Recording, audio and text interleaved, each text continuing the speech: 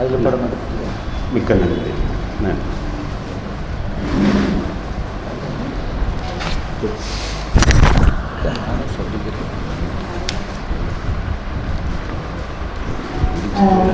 ஐயா அவர்களிடம் அவங்க சொல்லணும்னா தமிழையும் நினைச்சாலும் வேலை சொன்னது பாரதியாருடைய வரிகள் தான்.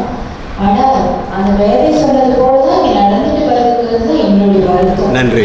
ஏன்னா இந்த சூழ்நிலையில் நான் அந்த மாதிரி வேலைகளை நிறைய பேர் பார்க்குறேன். ரொம்ப வருத்தமாக இருக்குது. சொல்ல போனால் சொல்லக்கூடிய வேலைகள் இல்லை, கொண்டுட்டே இருக்கக்கூடிய வேலைகளை நான் நிறைய பார்க்குறேன். அந்த வருத்தத்தில் தான் தமிழையும் நினைச்சாலும் இந்த பாரதியாருடைய வரிகள் வரக்கூடிய வரி மாதிரி நடந்துக்கும் அப்படின்னு நான் சொல்லிட்டேன். ரெண்டாவது வரையும் சேர்த்து அர்த்தம் எடுத்துக்கிட்டா அந்த மாதிரியான வேதைகளுடைய வார்த்தையை வந்து இப்போ படிச்சுட்டு இருக்குங்கிறது எங்களுக்கு ஒரு வருத்தம். அவ்வளோதான், வேற எதுவும் இல்லை. அடுத்து இந்த நிகழ்வு தொடர்ச்சியாக முன்னிலை உரையாற்ற வந்துள்ள கவிஞர் தேவமணி ஐயா அவர்களை பற்றி நம்முடைய தமிழ்ச்சங்கம் சங்கத்தினுடைய தலைவர் ஐயா அவர்கள் முன்னிலை உரையாற்றுவார்.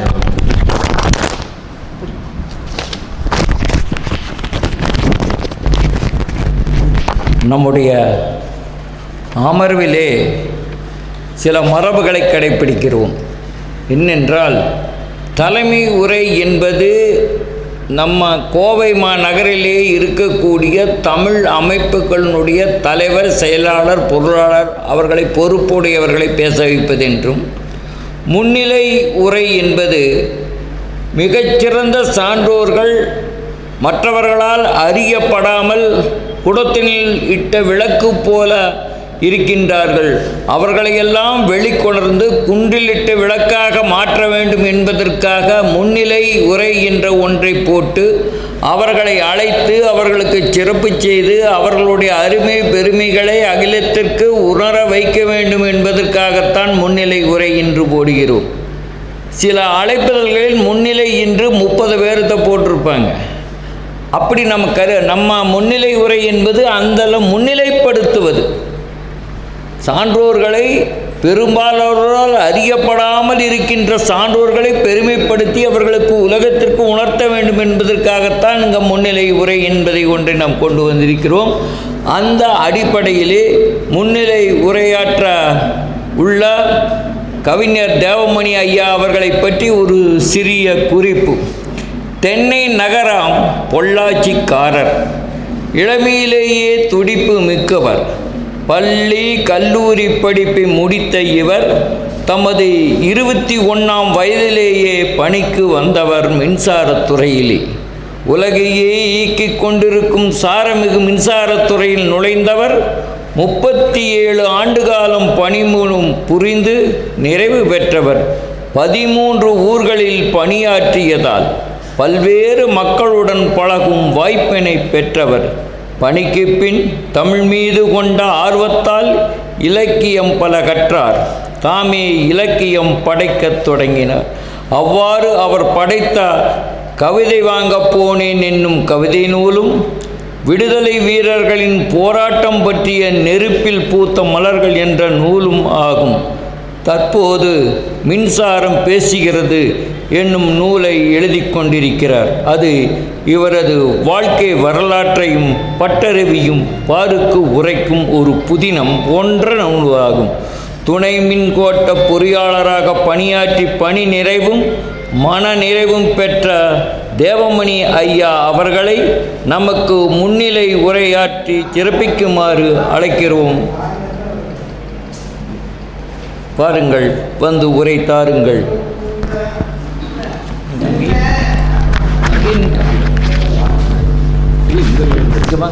இந்த பக்கம் அது ஒயர் பத்தது இல்லை.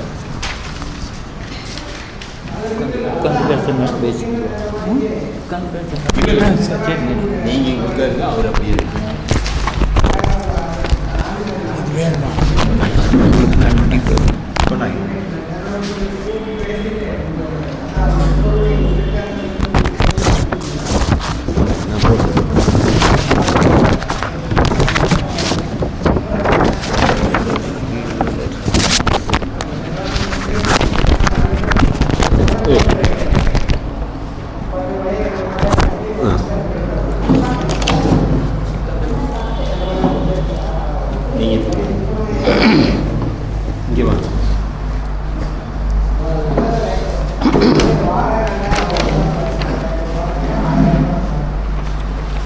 அன்பு தமிழ் நெஞ்சங்களே, உங்கள் அனைவரையும் வணங்கி மகிழ்ந்து என்னுடைய இந்த சிறிய உரையை உங்கள் முன்னாலே நான் நிகழ்த்துகிறேன்.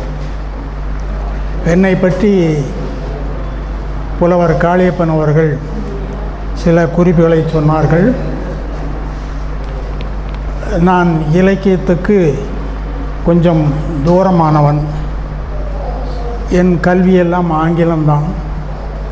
10வது வரையில் தான் நான் தமிழ் படித்திருக்கிறேன். அதன் பிறகு தொழில் ரீதியாக ஆங்கிலம் படிக்க வேண்டிய தேவை வந்தது. அது படித்த பிறகு நான் மின்சார வாரியத்தில் உடனடியாக பணிக்கு சேர்ந்தேன். அப்பொழுது வயது 21. ஐயா அவர்கள் சொன்னார்கள். ஆனால் அதற்கு முன்பே அந்த தம்பியை விட 1 வருஷம் அல்லது 2 ஆண்டுகள் குறைவாக இருக்கும்போது 8வது படித்து கொண்டிருந்தேன். அந்த 8வது படித்து கொண்டிருக்கும்போது எனக்கு வந்து சேர்ந்த தமிழ் ஆசிரியர் எனக்கு தமிழ் கற்றுக் கொடுத்த விதமும் அவருடைய பேச்சும் அவருடைய நடை உடைய பாவனைகள் எல்லாம் என்னுடைய மனதிலே ஆழமாக பதிந்தது. அவர் தமிழோடு கூட தேனையும் கலந்து கொடுத்தார். அமுதோடு கூட அவர் அள்ளி கொடுத்த செல்வம் கல்வி செல்வம். அந்த செல்வம் என்னுடைய மனதிலே, எனக்கு வயது இப்பொழுது 80 தாண்டி விட்டது. இந்த 80 வயது தாண்டினாலும் கூட இன்னும் அந்த 8வது வகுப்பிலே படித்த அந்த தமிழ் இன்னும் என்னுடைய மனதிலே பேசிக்கொண்டு இருக்கிறது. அவருடைய நேரங்களை எல்லாம் எனக்கு செலவழிக்கும்படியாக அவர் மதிய உணவேளை கூட நான் அவரிடம் சென்று அவருடைய பாதத்தில் உட்கார்ந்து, அந்த ஆசிரியர்களுக்கு தெரியும், மதிய உணவு இடைவேளை உட்கார்ந்து நான் தமிழை அவரிடத்தில் நான் படித்திருக்கிறேன். அதன் மூலமாகத்தான் தமிழ் எனக்கு ரொம்ப நெருக்கமான ஒரு தாயை போல, ஒரு உறவை போல, உயிரை போல, அமுதை போல, தேனை போல, தென்றலை போல என்னுடைய மனதிலே இன்னும் இவ்வளவு வயது கடந்தும் வீசிக்கொண்டு இருக்கிறது என்பதை உங்களுக்கு நான் சொல்ல விரும்புகிறேன். இருப்பினும் கூட அதே வயதிலே அவரிடத்தில் அப்படியே படித்ததுனால 13 வயதிலே நான் எழுத ஆரம்பித்து விட்டேன். அந்த எழுதும்போது முதலிலே நான் எழுதியது கலைஞர் கருணாநிதி அவர்கள் எழுதிய தூக்குமேடை என்கின்ற நாடகத்தினுடைய ஒரு பிரதி. அந்த தூக்குமேடை நாடகம் என்பதை கருணாநிதி எழுதினாரா என்பது அநேகருக்கு தெரியாதது. அந்த தூக்குமேடை என்பது தான் சற்று பெயர் மாற்றம் செய்து பராசக்தி என்ற படம் வந்தது. அந்த நாடகத்தை என்னுடைய சிறிய கிராமத்திலே நடத்த முடியாமல் போய்விட்டது. இடையிலே கல்மாரி பொழிந்தன. அதற்கு பயந்து கூட்டங்கள் கலைந்து சென்றன. நாடகம் முழுவதுமாக நடத்த முடியவில்லை. அதன் பிறகு அந்த 13 வயதிலே நீங்கள் நினைத்து பாருங்கள், ஒரு விளையாட்டு பருவமாக இருந்த அந்த நேரத்திலே அந்த புத்தகத்தை எடுத்து வைத்து படித்து, அந்த அவர் எப்படியெல்லாம் நாடகத்தை அவர் நடத்தி கொண்டு போகிறார் என்பதை அறிந்து, நானே என்னுடைய சொந்த அறிவை வைத்து கொண்டு நான் ஒரு நாடகத்தை எழுதி, எந்த இடத்திலே கல்மாரி பொழிந்ததோ அதே இடத்திலே ஒரு நாடகத்தை எழுதி நான் நடித்து, அதிலே கதாநாயகனாக நான் நடித்து, நான் அந்த ஊராரை சமாதானப்படுத்தி அந்த நாடகத்தை வெற்றிகரமாக என்னால் நடத்த முடிந்தது என்று நான் உங்களுக்கு சொல்லுகிறேன். இன்றைக்கு என்னுடைய முன்னிலை உரை என்கின்ற இந்த உரையிலே நான் ஒரு சில காரியங்களை உங்களுக்கு பேச நான் கடமைப்பட்டு இருக்கிறேன். நான் எழுதி வைத்து பேசுவது எனக்கு பழக்கமில்லை. குறிப்பு எடுத்து கொண்டு பேசுவதும் எனக்கு வழக்கமில்லை. எனக்கு எப்படி எனக்குள்ளே தமிழ் வந்ததோ அந்த காலத்திலிருந்து இந்த காலம் வரையிலும் எனக்கு மண்டையில் நான் பேச வேண்டும் என்று சொன்னால் அது தமிழ் இறங்கி கொண்டே இருக்கும். நான் அதைத்தான் பேசுவேன். இன்றைக்கு இருக்கின்ற தலைப்பு, நமக்கு கொடுக்கின்ற தலைப்பு கர்ம வீரர் காமராசரை பற்றியும் தேசத்தந்தை காந்தியை பற்றியும் சற்று முன்னிலைப்படுத்தி பேசினால் நன்றாக இருக்கும் என்று சொல்லி இந்த அழைப்பிதழிலே நான் காண்கிறேன். நானும் அதோடு ஒத்து போக விரும்புகிறேன். உண்மையிலே சொல்லப்போனால் நேற்று இரவு 9 மணிக்கு தான் நான் இங்கே வரும்படி மிகுந்த வருத்தப்பட்டு காளிப்பன் அவர்கள் என்னிடத்தில் தொலைபேசியிலே தொடர்பு கொண்டு என்னிடத்தில் பேசினார். ஆனால் தலைப்பு என்னவென்று அப்போது கூட எனக்கு தெரியாது. இப்போ தான் தேசத்தந்தை காந்தியை பற்றியும் கர்ம வீரர் காமராஜரை பற்றியும் கவிதையோடும் கருத்தோடும் வாருங்கள் என்பதை இப்போது தான் நான் அந்த இதில் நான் பார்க்கிறேன். நான் உங்களோடு கூட கலந்து மகிழ்வதற்காக சில கேள்விகளை கேட்கிறேன். அப்போ தான் என்னோடு கூட நீங்கள் இணைவீங்க. உங்களுக்கு உங்களுடைய ஆழம் என்ன என்பது எனக்கு தெரியும். அதுக்கு தகுந்தாப்படி நான் கருத்துக்களை சொல்ல முடியும். கர்ம வீரர் காமராஜரை எத்தனை பேர் நேரில் பார்த்துருக்கிறீர்கள்? 2 பேர் தான் பார்த்துருக்குறீங்க. ஆனால் நானும் அதே தம்பி போல இருக்கும்போது கர்ம வீரர் காமராசர் அவர்களை பார்த்த பாக்கியம் எனக்கும் கிடைத்தது. எங்கள் ஊர் ரொம்ப சின்ன குக்கிராமங்க. 5ஆவதுக்கு மேலே படித்தவங்க யாருமே கிடையாது. என்னுடைய அப்பா அம்மாவோ சொந்தக்காரங்களோ சொந்த பந்தமோ எந்த நட்போ யாருமே படித்தது கிடையாது. ஆனால் நான் படிக்க வேண்டும் என்று எனக்குள்ளே ஒரு ஆர்வத்தை தமிழ் தான் உண்டாக்குச்சு. அது எப்படி அந்த தமிழ் எனக்குள்ளே வந்ததுங்கிறது எனக்கு தெரியாது. அப்படி அந்த சின்ன குக்கிராமத்தில் ஒன்றுமே படிக்காத ஒரு பாமர மக்கள் இருக்கக்கூடிய அந்த கிராமத்தில் ஒரு தபால் நிலையம் கூட இல்லை. அடுத்த ஊருக்கு தான் போகணும். அப்படி ஒரு தபால் நிலையத்துக்காக நான் பக்கத்து ஊருக்கு சென்றபோது அங்கே 2-3 குழந்தைகள் பள்ளிக்கு முன்னாலே விளையாடி கொண்டிருந்தார்கள். நான் அவர்களிடத்தில் சென்று அந்த விளையாடும் பையன்களை போலவே நானும் இருந்தேன். எப்போ என்னடா இப்படி குதிக்கிறீங்க அப்படின்னு கேட்டேன்.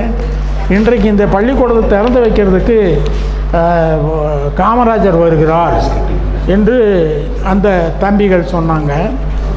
சரி, அவரை பார்க்கணுன்னு சொல்லி நான் நின்றுட்டு இருந்தேன். காமராஜர் ஒரு வெள்ளை நிற அம்பாசிடர் பேருந்து இந்த சிற்றுந்திலே அவர் வந்தார். ஒரே ஒரு கார் மட்டும்தான். ஒரு காவல்காரர் கூட உடன் கிடையாது. அதை ஓட்டுநர் மட்டும்தான் அந்த வண்டியிலே இருந்தார். இவர் மட்டும் இறங்கி வந்தார்.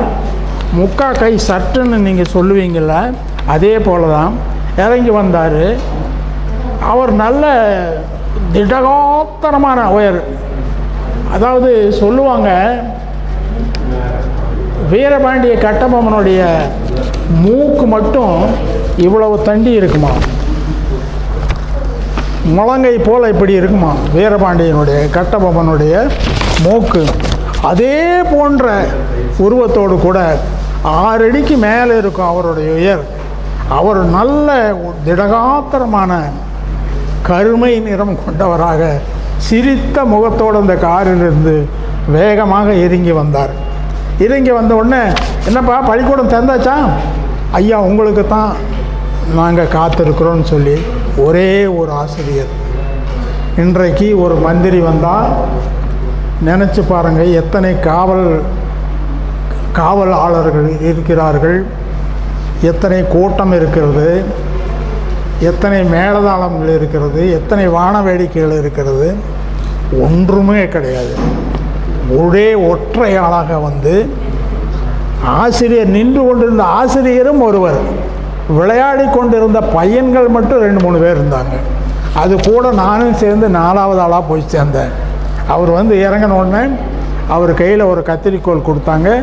அதில் ஒரு ரிப்பன் இருந்தது, அதை வெட்டி விட்டு, சரியா தட்டத்தில் அந்த மிட்டாய் வச்சுருந்தாங்க, அதை எடுத்து 3 பசங்களுக்கும் கொடுத்தாரு, வாத்தியாரே கொடுத்தாரு.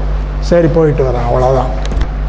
அப்போ தான் நாங்கள் எவ்வளவு எளிமையாக, எவ்வளவு தூரம் அவர் அந்த சின்ன ஒரு காரியத்தை திறந்து வைக்க வேண்டும் என்ற அந்த ஒரு கடமையை மறவாமல் அந்த இடத்துக்கு வந்தார் என்பதை நினைத்து பார்க்கும்போது இப்பொழுது என்னுடைய மனசெல்லாம் குளிர்கிறது. அப்படிப்பட்ட ஒரு தலைவரை இனி நாம் காணவே முடியாது, எந்த காலத்திலும் காண முடியாது. இருந்தாலும் கூட நல்லது இருக்கின்ற இடத்துல சில இடங்களில் கெட்டதும் கூட இருக்கும். நாம் அதை பார்த்துருக்கிறோம். அவர் இந்த தமிழ்நாட்டுக்கு எவ்வளவாய் நன்மைகள் செய்திருக்கிறாரோ அவ்வளவாய் தீமைகளும் செய்திருக்கிறார். என்னால் மறக்க முடியாது. ஆழியார் பரம்பிக்குளம் திட்டம் என்பதை 10 அணைக்கட்டுகளை கட்டியிருக்கிறார். நீங்கள் நினைத்து பார்க்க முடியாது, ஆசியா கண்டத்திலே அது போல அணைக்கட்டுகள் இல்லை. இயந்திரங்கள் எல்லாம் ஜெர்மனியிலிருந்து வரவழைக்கப்பட்டது. அந்த கல்லாத ஒரு மனிதனுக்கு அவ்வளவு அறிவு எங்கிருந்து வந்தது? தமிழ் தாய் கொடுத்தது. இன்றைக்கும் தமிழ் படித்தவனுக்கு தானாக அறிவு வரும். ஐயா சொன்னார்கள் பிச்சையை பற்றி. இன்று உலகத்தை சுண்டு விரலால் ஆட்டி வைத்துக் கொண்டிருப்பவன் ஒரு தமிழன். ஏபிஜே அப்துல் கலாம் யார்? மதம் என்னவாக இருக்கட்டும், அவர் ஒரு தமிழனாக இருந்ததால் உலகத்திலே தலை சிறந்த மனிதனாக மாறினார். தமிழ் இன்றைக்கு குடத்திலிட்ட விளக்கை போல இன்றைக்கு மாறிக்கொண்டிருப்பதை நாம் காண்கிறோம். அதையும் யார் செய்தது? தமிழன் தான் செய்து கொண்டிருக்கிறான். இன்றைக்கு தமிழிலே பெயர் வைப்பதற்கு அவன் அஞ்சுகிறான், வெட்கப்படுகிறான், பூச்சப்படுகிறான். என்னுடைய குழந்தைக்கு நல்ல பேர் வைக்கணும், ஆமாம் ஆசிகான்னு வைங்க, யாசிகான்னு வைங்க.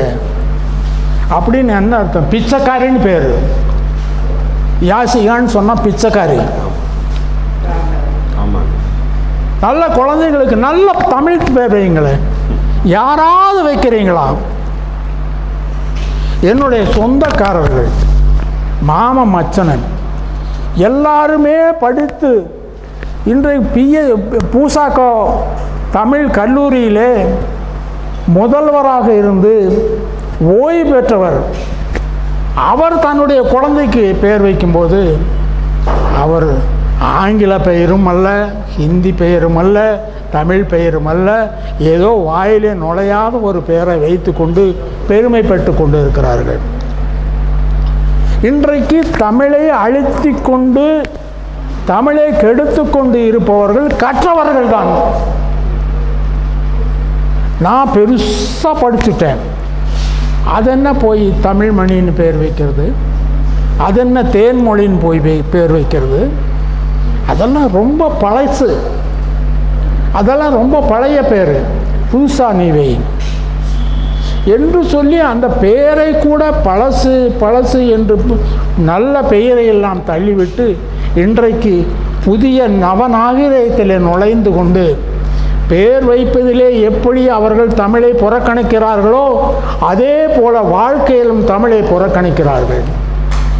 எந்த நேரமும் அந்த தொலைக்காட்சிக்கு முன்னாலே அமர்ந்து கொண்டு ஆண்களாகட்டும் பெண்களாகட்டும், அதில் அதிகமான பெண்கள் தான் அந்த தொலைக்காட்சியிலே முன்னாலே அமர்ந்து கொண்டு நேரத்தை வீணடிப்பதை பார்த்தால் வயிறெல்லாம் எரிகிறது. எங்கள் வீட்லேயும் கொடுத்தான். நான் ஒன்றும் வேறெல்லாம் எங்கே நடக்குது அங்கே நடக்குதுன்னு சொல்லி எங்கள் வீட்லேயும் கொடுத்தான். அதில் என்ன காட்டுறான்? அதில் அவளை இவ எப்படி கெடுக்கிறது, இவளை கெடுக்கிறது எப்படி, அவளுக்கு கல்யாணமாகாமல் இருக்கணும், அவளுக்கு குழந்தை பிறக்காமல் இருக்கணும், அந்த பிறந்த குழந்தை நல்லா இருக்கக்கூடாது. இதுதானே காட்டுறான். இதை தவிர யாராவது காட்டுறானா? சத்தியமாக சொல்லுங்கள், நான் சத்தியமாக சொல்கிறேன், இதை தவிர வேறு ஏதாவது காட்டுறானா? இதை போய் வாயை திறந்துக்கிட்டு பார்க்குறீங்களே, அறிவு இருக்கா? கொஞ்சமாவது புத்தி இருக்கா? அதில் என்ன இருக்குது? ஒன்று இவ்வளவு தான் இருக்குது. இதை போய் இவ்வளவு தூரம் நம்ம விழுந்தடிச்சுக்கிட்டு நம்ம பார்க்குறோம். ஆனால் கல்லாதவராக இருந்த காமராஜர் அந்த அணைக்கட்டுகளை கட்டியிருக்கிறார். அந்த அணைக்கட்டை கட்டினது மாத்திரமல்ல, இந்தியாவிலேயே பெரிதும் ஆசியா கண்டத்திலேயே இல்லாத ஒன்றையும் இந்த வால்பாறை மலையிலே, அதாவது ஆனமலை என்று சொல்வார்கள் வால்பாறையை, அந்த மலையை உருவாக்கி வைத்திருக்கிறார். நான் மின்சார வாரியத்தில் இருப்பதனால நான் அந்த அணைகளை எல்லாம் கட்டும்போது நான் நேரிலே போய் பார்த்திருக்கிறேன். அந்த மலை எங்கே இருக்கிறது, எந்த இடத்திலிருந்து ஆறு உண்டாகிறது, இந்த ஆழியார் என்று நமக்கு அறிமுகமான அந்த ஆழியார் என்பது உங்களுக்கு தெரியும். பாலாஜி கோயில் வால்பாறையில் எங்கே இருக்கிறது என்று. அந்த பாலாஜி கோயில் எங்கே இருக்கிறது என்று சொன்னால், அக்காமலை என்கின்ற இடத்துல அந்த கோயில் அமைந்திருக்கிறது. அங்கிருந்து நீங்கள் பார்த்தால் ஒரு புல்வெளி தெரியும், மொட்டையாக இருக்கும். அந்த புல்வெளியிலிருந்து தான் இந்த ஆழியாறு உற்பத்தி ஆகிறது. அது குழியோ அல்லது மேடோ அல்ல. அந்த புல்வெளியிலே பிடித்து வைத்திருக்கூடிய மழை நீர் தான் ஆறாக புறப்பட்டு வருகிறது. அது திரும்பி வரும்போது ஆழியார் 3 இடத்துல ஆழியார், அந்த ஆழியாரை அணை கட்டி நிறுத்தி இருக்கிறார். அதிலே ஒரு இடத்துல ஆழியார் அணையில் இருந்து அந்த தண்ணீரை கீழே கொண்டு வருகிறார். பெரிய பைப் மூலமாக கீழே கொண்டு வந்து, ஒரு நீங்கள் சர்க்கஸில் பார்த்துருப்பீங்க, ஒரு அந்த மோட்டர் சைக்கிளில் அந்த கூண்டுக்குள்ளே அப்படி ஓட்டுறதை பெருசாக நீங்கள் பார்த்துருப்பீங்க. அதுபோல் 300 அடி விட்டம் கொண்ட ஒரு பந்தை மலைக்குள்ளே குடைந்து எடுத்திருக்கிறார்.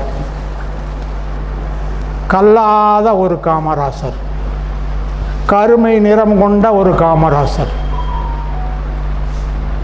அவருக்கு எப்படி அந்த புத்தி வந்துச்சு, அறிவு வந்துச்சு? நீங்கள் அதுக்குள்ளே போய் பார்த்தா நீங்கள் பிரமித்து போய் அநேகர் அங்கேயே மயக்கம் போட்டு விழுந்துடுவீங்க. 300 அடி உயரத்துக்கு மலையை குடைந்து அதே போல் ஒரு குமிழை போல், ஒரு வட்டம் போல் அந்த இடத்துல வைத்து அங்கே ஒரு மின் நிலையத்தை உண்டாக்கி வைத்திருக்கிறார். சும்மா தோன்றல, அங்கே ஒரு மின் நிலையம் இருக்கிறது. மேலே ஆழியாரிலிருந்து வரக்கூடிய அந்த தண்ணீரை உபயோகப்படுத்தி, அங்கே மின்சாரத்தை உபயோகப்படுத்தி எடுத்து விட்டு அந்த தண்ணீரை அங்கேயே சேமித்து வைக்கிறாங்க. அதன் பிறகு எப்போ தேவைப்படுதோ, அணையில் நீர்மட்டம் குறைகிறதோ, அப்போ அதே நீரை மேலே எடுத்து கொண்டு போய் அந்த இடத்துல நிறுத்துகிறார். அதுதான் நீரேற்று மின் நிலையம் சொல்கிறது. நாம் பயன்படுத்தி வீணாக கடலிலே சென்று வேறு இடத்துல கலந்து அது வீணாக போவதற்கு பதிலாக திரும்பவும் அந்த நீரை மேலே எடுத்து கொண்டு செல்வது ஆசியா கண்டத்தில் இதுவரையிலும் கிடையாது. இதற்கு முக்கியமாக அவர் தேடின காரியங்களை நான் நேரில் பார்த்துருக்கிறேன், நேரில் கேள்விப்பட்டிருக்கிறேன். வேட்டையாரம்புதூர் பழனிசாமி கவுண்டர் என்பதை நீங்கள் அறிவீர்கள். அவரோடு கூட நம்முடைய காமராஜரும் குதிரையிலே சென்று அந்த இடங்களையெல்லாம் பார்வையிட்டு எந்த இடத்திலே அணை கட்டலாம் என்பதை இவர்களே தேர்ந்தெடுத்து, எந்த பொறியாளரை வைத்து கொள்ளாமல் இந்த 2 பேருமே தேர்ந்தெடுத்து இந்த அணைகளை கட்டுகின்ற இடத்தை தேர்வு செய்திருக்கிறார்கள் என்று சொன்னால் அவர்களுடைய அக்கறை எவ்வளவு இருந்திருக்கும் என்பதை நீங்கள் யோசித்து பாருங்கள்.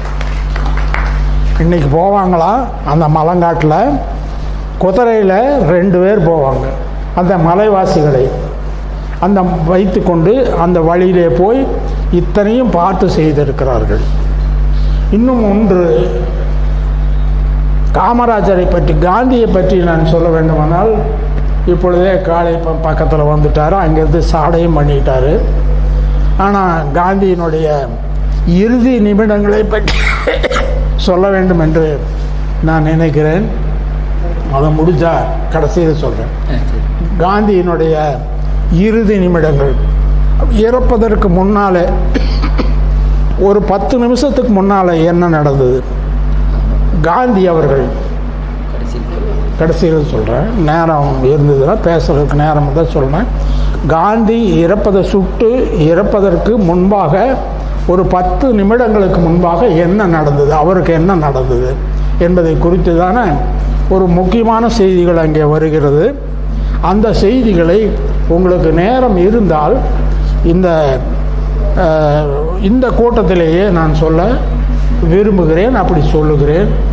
இதுவரையிலும் என்னுடைய இந்த சின்ன உரையை நீங்கள் கேட்டு உங்கள் மனதிலே அதை ஏற்றுக்கொண்டமைக்காக என்னுடைய மனமார்ந்த நன்றியை தெரிவித்துக் கொள்கிறேன். நன்றி, வணக்கம்.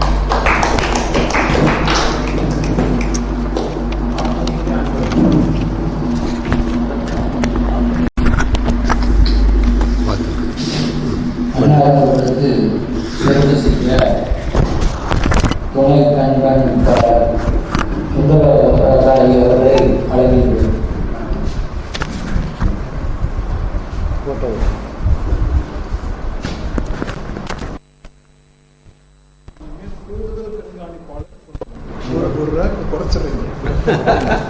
ஒரு